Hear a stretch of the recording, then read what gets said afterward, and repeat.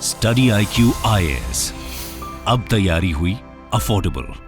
किसी भी देश को आगे बढ़ने के लिए सबसे जरूरी रिसोर्स होता है पैसा, और वो पैसा रेज करने का सबसे कॉमन और सबसे इजीली एक्सेसिबल सोर्स होता है डेट, यानी कि लोन।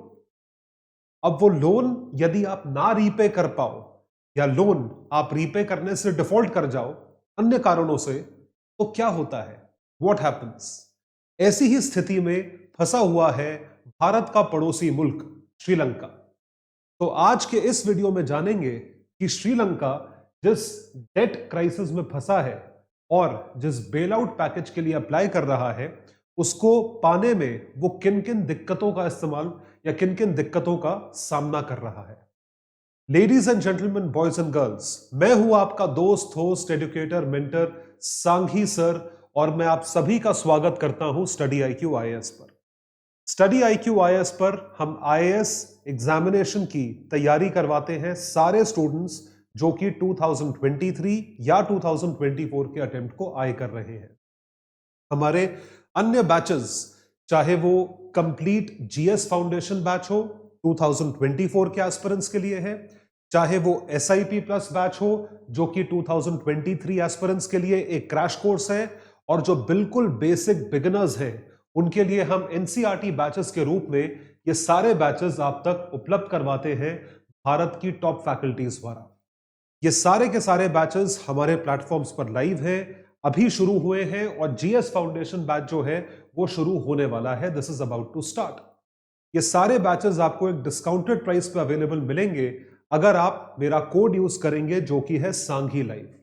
तो सांघी लाइव कोड पे आपको ये सारे बैचेस एक्सेसिबल मिलेंगे। जरूर ये कोड यूज करें, किसी भी बैच को सब्सक्राइब करने के लिए आपको मैक्सिमम डिस्काउंट मिलेगा। और जितने PDFs मैं यूज करता हूं पढ़ाने के लिए, वो डाउनलोड करने के लिए आप आयुष सांघीज IAS अकेडमी नामक टेलीग्राम हैंडल पर मेरे साथ जुड़ सकते हैं। Stay connected with me on this Telegram handle Ayush Sanghi's IAS academy. और इसके सिवा इंस्टा और ट्विटर पर भी आप मुझे फॉलो कर सकते हैं, सब्सक्राइब कर सकते हैं, जिससे कि आपको खूब सारा वैल्यू एडेड कंटेंट प्रिपरेशन के लिए मिले। तो आइए शुरू करते हैं इस टॉपिक को और देखते हैं कि क्या चीजें ऐसी हैं जो कि श्रीलंका जिनका दिक्कत या सामना कर रहा है, दिक्कतों का सामना कर रहा है। Just to give you perspective कि श्रीलंका ने लोन्स लिए थे 3 देशों से। वो कौन से 3 देश थे आपको समझाते हैं। सो श्रीलंका एक आइलैंड कंट्री है। श्रीलंका की लोकेशन आप विजुलाइज कर पा रहे हैं, एक आइलैंड कंट्री है।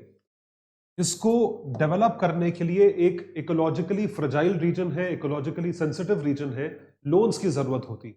जैसा मैंने बताया, लोन्स की जो जरूरत है वो वैसे भी होती है अगर आप डेवलपमेंट के पाथ पे चलना चाहते हो।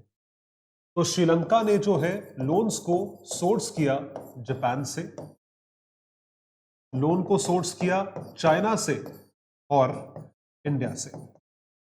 ये 3 देशों से लोन लिया गया, और इसके सिवा कई सारे और इंस्टीट्यूशंस थे जो कि ग्लोबल इंस्टीट्यूशंस है, जैसे कि वर्ल्ड बैंक है, IMF है, ADB है, इन सब संस्थाओं से लोन लिया गया।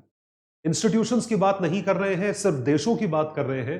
प्राइमरी इन देशों के द्वारा लोन दिया गया था श्रीलंका को। अब हुआ ये, श्रीलंका में पॉलिटिकल क्राइसिस हुई और इकोनॉमिक क्राइसिस हुई। Sri Lanka went through major economic crisis, जो कि आप ऑलरेडी जानते हैं, आपने देखा ही होगा, आपको याद होगा पिछले साल श्रीलंका का क्या हाल हुआ था, उसकी आर्थिक स्थिति क्या थी। श्रीलंका की पूरी इकोनॉमी डामाडोल हो गई। गोताबाया राजापक्सा, जो कि तब के प्रेसिडेंट थे, उनसे अर्थव्यवस्था नहीं संभली, उन्होंने दबा के खर्चा करा और अर्थव्यवस्था का स्टेट जो है वो खराब हो गया। इस वजह से श्रीलंका जो है लोन्स जो लिए थे इन देशों से, उन लोन्स पे डिफॉल्ट कर गया। ऐसा तो है नहीं देने के लिए, आप डिफॉल्ट कर गए। अब श्रीलंका जो है वो अप्रोच करता है ग्लोबल इंस्टीट्यूशंस को। It approaches global institutions like the International Monetary Fund (IMF) के पास in order to apply for something by the name of a bailout package. Bailout package का मतलब है कि भैया हमें डूबने से बचा लो, please save us from sinking, we don't want to be a sinking ship, हमें डूबने से बचाइए, ऐसा श्रीलंका का कहना है। अब प्रॉब्लम यह है कि आईएमएफ ये सोचता है कि श्रीलंका को हम जबकि आईएमएफ का काम यही है, आईएमएफ को इसी प्रमाइस पे बनाया गया था कि जितने देशों की आर्थिक स्थिति खराब है या जो देश आर्थिक तौर पे क्राइसिस फेस कर रहे हैं, बीओपी क्राइसिस फेस कर रहे हैं, उनको लोन देना या उनको बेल आउट करना। लेकिन आईएमएफ ने ये कंडीशन रखी है कि आप जो है आप जाके अपने एग्जिस्टिंग देशों के साथ डेट रीस्ट्रक्चरिंग करें। सो Sri Lanka has the pressure of restructuring the debt that it has taken from all the countries, prominently Japan, China and India. Debt restructuring का मतलब यह होता है कि आपने पूरा जितना डेट लिया था उस डेट को रीस्ट्रक्चर करके आपने ड्यूरेशन बढ़ा दिया। मान लीजिए आपने 1000 रुपए का उधार लिया किसी से और वो 10 महीने में पे करना है, हर महीने के 100 रुपए पे करने हैं। किसी वजह से आपकी स्थिति 3 महीने बाद ठीक नहीं होती है तो वो डेट को रीस्ट्रक्चर करके 10 महीने की जगह 1 साल कर देता है, कहता है आप 10 महीने की जगह 1 साल में रीपे कर देना। इसे कहा जाता है डेट रीस्ट्रक्चरिंग। डेट रीस्ट्रक्चरिंग में ऐसा होगा कि श्रीलंका के ऊपर इमीडिएट प्रेशर नहीं आएगा इन देशों को पैसा रीपे करने का, इमीडिएट प्रेशर नहीं आएगा। तो श्रीलंका जो है वो जापान के साथ कॉन्वर्सेशन में था, जापान के साथ टॉक्स में था कि आप हमारा डेट रिस्ट्रक्चर कर दीजिए, जो कि इसी हफ्ते क्लोज हुआ है। जापान ने श्रीलंका की बात मानी कि आपका हम डेट जो उधार लिया था वो रिस्ट्रक्चर कर देंगे, टाइम पीरियड ड्यूरेशन बढ़ा देंगे और इंडिविजुअल ईएमआई कम कर देंगे। अब श्रीलंका जो है वो चीन और भारत के बीच में फंसा है कि इन दोनों के साथ नेगोशिएट कैसे करा जाए, कैसे नेगोशिएट करा जाए ताकि ये दोनों देश भी रिस्ट्रक्चर कर दें। आईएमएफ का यह कहना है कि हम आपको तब तक बेल आउट पैकेज या लोन नहीं देंगे जब तक आप इनके साथ डेट रिस्ट्रक्चरिंग नहीं करते। क्यों? ऐसा क्या है? ऐसा इसलिए है क्योंकि आईएमएफ को यह लगता है कि अगर हमने इनको पैसा दिया, इनको $3 बिलियन की रिक्वायरमेंट है इस वक्त, रिक्वायरमेंट तो और ज्यादा की है, आईएमएफ इनको $3 बिलियन दे रहा है। ये $3 बिलियन यदि श्रीलंका को दिया जाए तो ये उन पैसों को रीपे करने में लगा देंगे। अगर उस पैसों से आपने रीपे कर दिया तो अगले साल आप फिर आ जाओगे पैसे मांगने आईएमएफ के पास। समझ रहे हो? तो ये प्रॉब्लम है, this is the problem what Sri Lanka is facing right now. So now the pressure is on Sri Lanka to restructure the loans with these two countries. यही है इशू, ये इशू है basically. I hope you have understood. तो देखें, as Sri Lanka is yet to finalize a bailout package of $2.9 billion from the IMF, तकरीबन 24,000 करोड़ का package है। IMF is unwilling to sign bailout with Sri Lanka without India, China restructure existing debt. जब तक ये restructure नहीं करेंगे। As China, Japan and India are the largest creditors to Sri Lanka, मतलब देनदारी जो है वो इन्हीं 3 देशों की बनती है। तो श्रीलंका के पीएम ने पिच करा टू स्टार्ट डेट रिस्ट्रक्चरिंग। जो जापान के एफएम है, जो जापान के पीएम है वो मान गए, तो रिस्ट्रक्चरिंग टॉक्स विद जापान वो क्लोज हो गई। अब जयशंकर साहब के साथ रिस्ट्रक्चर करने जा रहे हैं।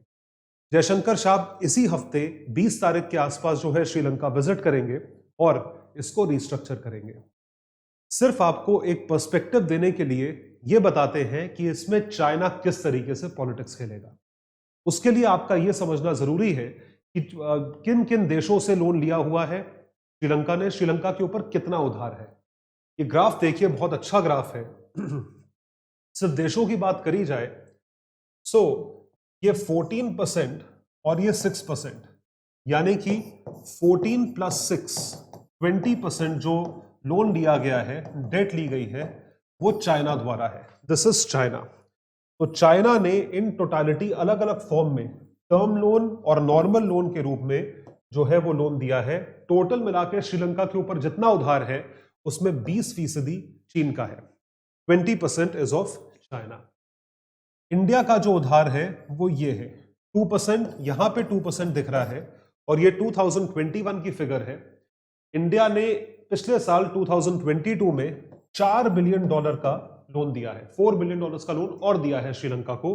तो ये जो डेट है ये टोटल बढ़ के इंक्रीज होके तकरीबन 10% हो गई। तो इसी चार्ट में नाउ इंडिया जो है वो क्रेडिटर बन गया है टू द ट्यून ऑफ 10%। ये भारत के आंकड़े हैं। और जो तीसरा देश है वो है जापान। जापान के पास उधारी जो है वो है 9% की, यानी कि जापान ने इनके टोटल डेट में जो कंट्रीब्यूट करा है वो करा है 9%।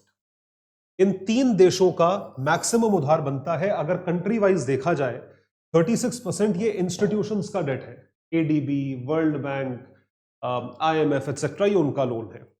तो 20 प्लस 2% प्लस 9% 31% लोन ये होता है। अब इसमें आप समझ पा रहे हो क्या दिक्कत है? दिक्कत यह है कि चीन द्वारा दिया गया लोन ही मैक्सिमम है, कि एक कंट्री ने आपको कितना लोन दे दिया? 20% लोन दे दिया। अब वो कंट्री आपको डिक्टेट करेगी हर तरीके से, जो कि चीन कर रहा है। हर तरीके से चीन जो है वो श्रीलंका को डिक्टेट करना चाहता है। इसलिए डिक्टेट करना चाहता है क्योंकि वो चाहता है कि श्रीलंका उसके पांव के नीचे रहे। इन टोटालिटी जो डेट है फिगर्स के रूप में अगर देखा जाए, वो बढ़ते बढ़ते बढ़ते बढ़ते श्रीलंका के ऊपर तकरीबन $84 बिलियन, $84 बिलियन के आसपास पहुंच गया है, जो कि इस साल $86.61 बिलियन दिख रहा है आफ्टर बोरोइंग मोर मनी। ये 2022 की लेटेस्ट फिगर्स हैं। इट हैज रीच्ड $86 बिलियन, और इससे आप कंपेयर करेंगे 10 सालों में तो वो सिर्फ और सिर्फ $17 बिलियन के आसपास, 17 बिलियन से $86 बिलियन का लोन जो है वो हो चुका है। अब आती है बात राजनीति की, अब आती है बात पॉलिटिक्स की। पॉलिटिक्स की क्या बात है, बड़ी इंटरेस्टिंग है। तो इसके लिए थोड़ी पॉलिटिक्स हमें समझनी पड़ेगी। गोताबाया राजापक्सा, जो महिंदा राजापक्सा के छोटे भाई हैं, वो जिस पार्टी को बिलोंग करते हैं श्रीलंका की, वो पार्टी प्रो चाइना थी। That party was pro China. चीन का लोन तब दिया गया था श्रीलंका को गोताबाया राजापक्सा की रेन के अंतर्गत, ठीक है। अब हुआ ये 2021 में, 2022 में इनफैक्ट सरकार चेंज हो गई। सरकार चेंज होके जो बने विक्रम सिंह के, अगर आपने नाम सुना हो, विक्रम सिंह के जो है वहां के राष्ट्रपति बने, वहां के लीडर बने। वो लीडर जो है वो माने जाते हैं प्रो इंडिया। इंडिया ने पूरी दुनिया में ये स्थिति, ये इमेज, ये छवि बनाई है कि हमने ही श्रीलंका को पूरी तरीके से सपोर्ट करा है। पिछले साल जब उनके यहां पानी की क्राइसिस हुई, फूड क्राइसिस हुई, इकोनॉमिक क्राइसिस हुई, जो बात सच भी है, लेकिन चीन इतने सालों से इतना हैवी पैसा पंप कर रहा था। 20% लोन है तो बहुत हैवी पैसा ही दिया होगा ना, तो चीन ने पंप किया। अब जो है चाइना ये कह रहा है कि भाई मैं तुम्हारा डेट क्यों रिस्ट्रक्चर करूं? Why should I restructure your debt? अगर मैं रिस्ट्रक्चर करूंगा तो तुम्हें मेरी बात सुननी पड़ेगी, और तुम हो प्रो इंडिया, तो जब तक तुम प्रो इंडिया बातें करोगे तब तक हम डेट को रिस्ट्रक्चर नहीं करेंगे। आप समझ पा रहे हैं क्या इशू है? तो China loan constitute 20% of total external debt. Bilateral loan and term loan from Exim bank and other agencies, जो बाकी बैंक है of China, constitute these loans. China has been dragging its feet for restructuring its loan due to political reasons. नहीं करना चाहता है राजनीतिक वजह से। Recently, Sri Lanka has been tilting towards India, which is considered as a factor. अब वो भारत की तरफ जो है झुकाव दिखा रहा है। अब आप पूछोगे कि वहां का प्रेसिडेंट अगर प्रो इंडिया है तो इंडिया को तो रिस्ट्रक्चर करना चाहिए। इंडिया भी रिस्ट्रक्चर नहीं कर रहा है। क्यों नहीं कर रहा है? क्योंकि इंडिया को भी वही डर है जो IMF को है कि अगर हमने रिस्ट्रक्चर करा तो जो पैसा उनके पास बचेगा या जो पैसा उनको IMF देगा वो चीन को पकड़ा देंगे। आप समझ रहे हो? तो फिर रिस्ट्रक्चर करने का फायदा क्या हुआ? मतलब हम नुकसान में हैं, चाइना का पूरा फायदा हो गया। वो आप पैसा चाइना को दे दोगे। It's as simple as that. China ये चाह रहा है कि आप हमसे, हम आपको रिस्ट्रक्चर करके देंगे, हम आज जब जैसी हम करेंगे वैसी इंडिया भी कर देगा, लेकिन फिर आपको हमारी बात सुननी पड़ेगी प्योरली। जैसे हम्बन तोता पोर्ट आपने 99 ईयर्स के लिए लिया, वो आप प्योरली हमारे लिए ट्रेड करने के लिए छोड़ दो, एग्जाम्पल के रूप में। तो this is what is happening, और यही रीजन है कि वो चाहते हैं कि लोन्स को रिस्ट्रक्चर किया जाए, क्योंकि अगर लोन्स को रिस्ट्रक्चर नहीं किया गया तो श्रीलंका को और कोई इंस्टीट्यूशन पूरी दुनिया में लोन नहीं देगा। अगर श्रीलंका का लोन रिस्ट्रक्चरिंग नहीं हुआ चीन और भारत के साथ, जापान के साथ तो हो गया, तो उसकी वजह से ना IMF उसको लोन देगा, और अगर IMF नहीं दे, ADB नहीं देगा, वर्ल्ड बैंक नहीं देगा, और कोई इंस्टीट्यूशन नहीं देगा। देखिए कैसे, without IMF loan, ADB and world bank will not provide loan worth $5 billion. ये देने वाला है 2.9 बिलियन। इसके देखा देखी ADB, वर्ल्ड बैंक देंगे 5 billion, without which government agencies would not be able to restructure loan worth 3 billion. तो 3 ये है, 5 ये है, 3 ये है, $11 बिलियन के आसपास का लोन जो है वो नहीं मिलेगा इन्हें, अगर चाइना और इंडिया रिस्ट्रक्चर नहीं करते। So this makes a total figure of approximately $10 billion. This 10 billion is enough to enable the economy to recover and bring the country out of its suffering. जो वो भुगत रहे हैं उससे बाहर निकलने के लिए ये चीज इतना पैसा जरूरी है और इतना पैसा चाहिए, लेकिन इतना पैसा तब मिलेगा जब दो देश चीन और भारत इस लोन को रिस्ट्रक्चर करेंगे। तो देखने वाली बात है कि श्री जयशंकर के जाने पे वहां पे क्या डिसाइड होता है और चीन का क्या रिस्पॉन्स रहता है उस पर। आई होप आपको ये टॉपिक पसंद आया होगा। ये टॉपिक इंपॉर्टेंट है इकोनॉमी और आईआर के लिए। इसी तरीके से हम पूरा कोर्स जो है वो कवर करेंगे अन्य बैचेस में। जो 2024 के एस्पिरेंट्स हैं, आपके लिए जनरल स्टडीज का कंप्लीट बैच है, 1000 hours of live teaching. Freshers के लिए एनसीईआरटी बैच है और 2023 के एस्पिरेंट्स के लिए क्रैश कोर्स बैच है SIP प्लस। ये सारे बैचेस हेवी डिस्काउंट्स पे अवेलेबल हैं अगर आप मेरा कोड यूज करें जो कि है सांघी लाइव। सांघी लाइव का कोड एक ही है, याद अब तक हो गया होगा। यूज करो, सब्सक्राइब करो और कोई भी IAS की तैयारी कर रहा है उसे जरूर रेकमेंड करें। ये PDFs जो है ये आपको मिलेंगी मेरे टेलीग्राम हैंडल पे, Ayush Sanghi's IAS academy. Thank you so much, see you everyone. Study IQ IAS, अब तैयारी हुई अफोर्डेबल।